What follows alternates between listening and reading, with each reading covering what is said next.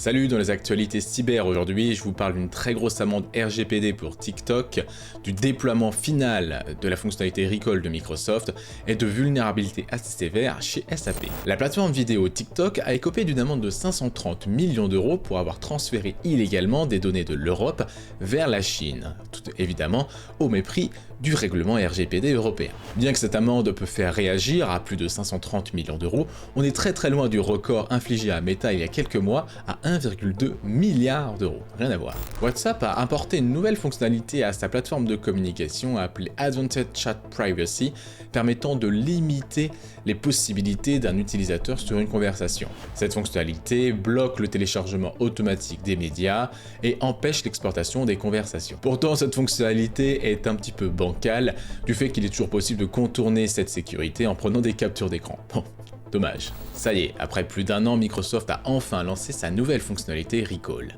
Cette fonctionnalité permet de capturer votre écran toutes les 5 secondes afin de vous faire une synthèse de votre activité.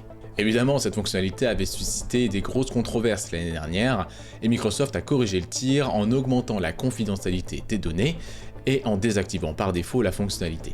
Dites-moi en commentaire d'ailleurs si vous pensez utiliser cette fonctionnalité un jour. Enfin, pour terminer, depuis quelques semaines, une vulnérabilité critique fait beaucoup de bruit concernant les produits SAP NetWeaver.